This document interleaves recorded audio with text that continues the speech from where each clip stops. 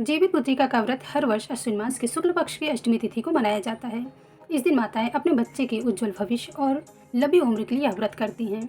यह व्रत सबसे कठिन व्रत माना जाता है। यह व्रत 3 दिनों का व्रत होता है। पहले दिन नहाय खाए, दूसरे दिन व्रत और तीसरे दिन पारण किया जाता है। तो चलिए आज मैं आपको व्रत की पूरी विधि करके दिखाती हूँ, कैसे आपको व्रत करना है बहुत ही सरल तरीके से। तो आपको सबसे पहले लकड़ी का एक पटा ले लेना है, उसके ऊपर फिर आपको लाल या पीला वस्त्र बिछा लेना है। उसके बाद फिर आपको थोड़ा सा चावल डालकर अक्षदल कमल बना लेना है। फिर आपको कलश की स्थापना करना है। कलश की स्थापना करने के लिए आपको स्वास्तिक बना देना है। स्वास्तिक बनाने के बाद आपको फिर पंचपल्लव लगा देने। पंचपल्लव आप आम के भी रख सकते हैं, आप अशोक के भी रख सकते हैं। उसमें फिर आपको हल्दी और कुमकुम से टीका कर देना है। उसके बाद फिर आपको प्लेट में कटोरी में थोड़ा सा चावल रखना है, उसके ऊपर एक दिया रख देना है, क्योंकि दिया ही पूजा पाठ का साक्ष्य होता है। तो सब उसके बाद फिर आपको तुरंत ही दिया प्रज्वलित कर देना है। दिया मैंने प्रज्वलित कर दिया है। अब इसके बाद आपको फिर क्या करना है, थोड़ा सा चावल डाल के, आपके पास बुक है, आप बुक को ऐसे रख दीजिए शुद्ध करके, क्योंकि एक फूल से आप इसको शुद्ध कर सकते हैं। शुद्ध कर देना है ऐसे ऐसे करके, पानी का छुक्का थोड़ा सा ज़रूर कर देना, जल का पवित्र हो जाए हर जगह। उसके बाद फिर आपको जीवित पुत्रिका व्रत की कथा है, बुक है, तो आप उसको रख दीजिए। फिर शुद्ध करने के बाद आपको 2-4 दाने चावल के डाल देने हैं ऐसे। उसके बाद आपके पास गणेश जी की मूर्ति है, तो गणेश जी की आप मूर्ति रख सकते हैं। अगर आपके पास सुपारी है, ऐसे सुपारी के ऊपर आप कलाव लपेट के भी आप गणेश जी की स्थापना कर सकते हैं। और अगर आपके पास मूर्ति है तो आप मूर्ति की भी स्थापना कर सकते हैं। ये मेरे पास चांदी की मूर्ति है गणेश जी की, तो मैंने रख दिया है। अगर आपके पास तोरी के पत्ते हैं तो आप रख सकते हैं। अगर आपको नहीं मिल पा रहा है किसी कारणवश, तो आप पान के पत्ते पे या फिर आप केले के पत्ते भी रख सकते हैं। ये मैंने 3 पत्ते रख दिए हैं। भगवान जीमूत वाहन जी हैं ये रहे शियार और ये चील। इन 3 लोगों की पूजा करना है, ये बहुत ही ज़्यादा ज़रूरी है।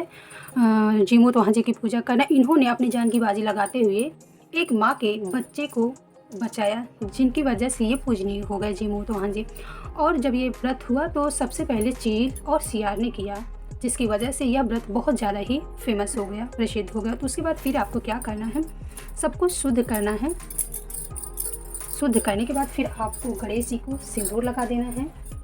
आपको गणपति जी को सिंदूर लगाने के बाद फिर आपको कलश देव को लगा देना है, दीप को लगा देना है, पंचपल्लों को ये मैंने लगा दिया पहले, फिर भी आप लगा दीजिए। दीप को ऐसे टच करवा दीजिए। फिर ये माता रानी है जीवित पुत्रिका माँ, और आपको लगा देना जीमूत वाहन जी को टीका। उसके बाद सियार को, चील को, सबको आपको लगा देना है। लगाने के बाद फिर आपको अपने माथे पर भी लगा लेना है। और ये गरुड़ देव हैं, इनको भी आप विराजमान कर दीजिए। अब इसके बाद सबको हल्दी का टीका कर देना है। गरुड़ देव, गणपति जी और जीमूत वाहन जी, शियार, चील, सबको कर देना है हल्दी का टीका। कलश कर दिया मैंने उनको, पंचपल्लों को, माता रानी को, ऐसे सबको लगा देना है। इसके बाद अब सबको वस्त्र स्वरूप आपको कलावा चढ़ा देना है। ये सबसे पहले मैं गणपति जी को चढ़ा दे रही हूँ कलावा वस्त्र। उसके बाद इधर कलश देव को, गरुड़ देव को, जीमूत वाहन जी को वस्त्र। उसके बाद फिर शियार को, चील को, ये सबको मैंने वस्त्र स्वरूप कलावा चढ़ा दिया है। अब आपको क्या करना है, आपको सबको फूल चढ़ा देना है।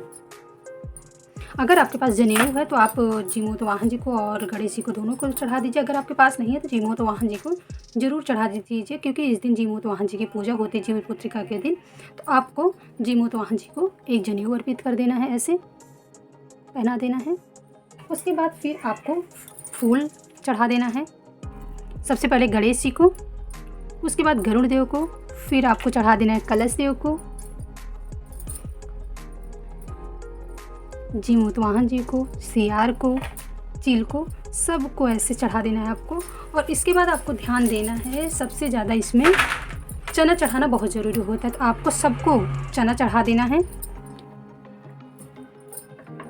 बहुत ही सरल तरीके से मैं बता रही हूँ आपको पूजा करना, तो आप इस विधि से आप पूजा कर सकते हैं। आपको अपने मन में श्रद्धा रखना है कि मेरे बच्चे की भविष्य उज्जवल हो, लंबी उम्र हो। तो आपको ये प्रार्थना करते हुए अपने मन में संकल्प लेना है कि भगवान जीमूत वाहन जी आपके बच्चे की हमेशा रक्षा करते रहें। इस तरह से आपको व्रत करते हुए आपको संकल्प लेना है, वो पूजा पाठ करना है। उसके बाद आपके पास ड्राई फ्रूट्स है तो आप ड्राई फ्रूट्स चढ़ा सकते हैं। आपके पास कोई मीठा है तो आप मीठा चढ़ा सकते हैं। आपके पास जो भी, आप चीनी चढ़ा सकते हैं, आप मिश्री चढ़ा सकते हैं। आपके पास जो भी प्रसाद स्वरूप कुछ भी है तो आप जीमूत वाहन जी को कुछ भी चढ़ा सकते हैं। आपको अपनी श्रद्धा के अनुसार सारी पूजा करना है, किसी से मांगना नहीं है, किसी से कुछ करना नहीं है, क्योंकि हर पूजा में ये मेन होता है कि आप किसी से मांग के लेकर चढ़ा दिए, लेकिन ये पूजा का फल थोड़ी ना होता है। तो आपको इन चीज़ों को विशेष ध्यान देना है कि आपको किसी से मांगना नहीं है, आपके पास जो भी अवेलेबल है उस टाइम पे आपको चढ़ा देना है। अगर आपके पास पैसे हैं तो आप बाहर से खरीद सकते हैं, अगर आपके पास पैसे नहीं तो आपके पास जो भी चीनी है, गुड़ है, तो आप कुछ भी प्रसाद में चढ़ा सकते हैं और चढ़ा के पूजा कर लें। तो ये मेरे पास ड्राई फ्रूट्स हैं, तो ये प्रसाद है। और आपको इसमें मीठा कुछ ना कुछ प्रसाद में ज़रूर घर पे बना लेना चाहिए। तो ये गुलगुला मैंने बना रखे हैं प्रसाद के लिए, तो आपको गुलगुले चढ़ा देना है, ऐसे सबको टच करवाते हुए रख देना है ये जीमूत वाहन जी को। और उसके बाद ध्यान देना है आपको, अगर आपके पास कुछ भी नहीं है, अगर आपके पास किसी चीज़ की कमी है, आपको लग रहा है कि आपको कमी है, आपसे नहीं हो पा रहा है, तो आपको एक चीज़ और ध्यान देना है, आपको कुछ ना कुछ दक्षिणा चढ़ा देना है। तो ये मैंने 100 रुपये रख लिए हैं, जीमूत वाहन जी को चढ़ा दे। जो भी मेरे से भूल चूक जहाँ भी गलती हुई होगी, जीमूत वाहन जी मेरा रक्षा करें और मेरे बच्चे की हमेशा रक्षा करते रहें। ऐसे करके आपको पैसे कुछ ना कुछ ज़रूर चढ़ा देना है दक्षिणा में, क्योंकि बहुत ज़रूरी होता है। और आपके पास अगर फल है तो आप सबको फल चढ़ा दीजिए, जीमूत वाहन जी को, गणेश जी को और माता रानी को और कलश देव को, सबको आपको चढ़ा देना है। फल आपके पास है अवेलेबल तो आप चढ़ा दीजिए, अगर आपके पास 1 है 2 है, जो भी आपके पास है तो आप चढ़ा दीजिए। और फिर आपको चढ़ाने के बाद आपको दिया जला देना है, क्योंकि एक दिया तो आपने वहाँ जला दिया है, लेकिन आप कथा सुनने के लिए, पूजा पाठ के लिए, और आपको ज़्यादा घी डाल के आपको दिया जलाने, क्योंकि आपको कथा पढ़नी रहेगी, आपको आरती करना रहेगा, तो आपको बहुत ज़्यादा ज़रूरी है। ये दिया है और ये धूप बत्ती है, ये धूप बत्ती जला देती हूँ। धूप बत्ती जला के मैं साइड कर दूँगी, क्योंकि धुआं होने लगता है तो दिक्कत होती है, इसलिए धूप बत्ती में जला के साइड कर दे रही हूँ थोड़ा दूर अपने से। और उसके बाद आपको क्या करना है, सबको पूजा पाठ करने के बाद आपको थोड़ा सा पीला अक्षत ले लेना है, सबको समर्पित कर देना है और आचमनी दे देना है फूल से।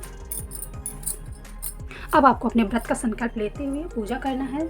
पूजा करने के बाद आपको कथा ज़रूर पढ़ लेना है। कथा, क्योंकि कथा नहीं पढ़ी जाती है, अगर आप कथा नहीं सुनते हो, पढ़ते हो, तो पूजा अधूरी मानी जाती है। इसलिए कोई भी पूजा आप करो तो कथा ज़रूर पढ़ो, क्योंकि कथा सुनने और कहने का विधान बहुत बड़ा है, इसलिए आपको कथा ज़रूर पढ़ना चाहिए या सुनना चाहिए। किसी से भी आप सुन सकते हैं। जब आपकी पूजा हो जाए, पूजा होने के बाद फिर आपको थोड़ा सा अपने हाथों में अक्षत और फूल ले लेना है। अक्षत फूल लेकर के आपको विधि विधान से कथा को पढ़ना है, सुनना है और दूसरों को सुनाना है। और जब भी आपके घर में आरती होने लगे, पूजा होने लगे, तो आपको अपने घर में सबको बुला लेना है पूजा करने के लिए, क्योंकि ये सभी के बच्चों के लिए है। तो आप इस भगवान के जीमूत वाहन जी की पूजा ज़रूर करें और आरती करें, सबके साथ, पूरे परिवार के साथ आप आरती करें। तो उसके बाद फिर आपके हाथों में जो भी अक्षत फूल है, आप उसको कथा सुनने के बाद उसको आप जीमूत वाहन जी को ऐसे चढ़ा दीजिए और जीमूत वाहन जी से आप प्रार्थना करिए कि हे भगवान, मेरे बच्चे की हमेशा रक्षा करते रहना। इस तरह से जब आपकी कथा हो जाए तो आपको जीमूत वाहन जी की जो भी आपको जिसकी भी आरती आ रही, गणेश जी, माँ लक्ष्मी, माँ भगवती, जिसकी भी आपको आरती आ रही, सबको आपको आरती करना है। तो सबसे पूजनीय गणेश जी होते हैं। सबसे पहले तो प्रथम पूज्य गणेश जी को आरती आप जय गणेश करके आप गा सकते हैं। उसके बाद फिर आप माता लक्ष्मी की कर सकते हैं, क्योंकि भगवान तो सब एक हैं, लेकिन आरती कुछ अलग अलग है। तो आपको विशेष ध्यान देते हुए आपके पास जो भी आपको आरती याद हो आप आरती कर सकते हैं। तो कलश देव को ऐसे आरती दिखा देना है, जीमूत वाहन जी को, सियारिन को, सबको आपको इसलिए दिखा देना है क्योंकि पहली बार जब वो व्रत किया गया तो इस चील और सियार के द्वारा ही किया गया। और इस व्रत को करने से बच्चे की उम्र लंबी होती है और ऐसा माना जाता है कि इस व्रत को करने से घर में सुख समृद्धि बनी रहती है।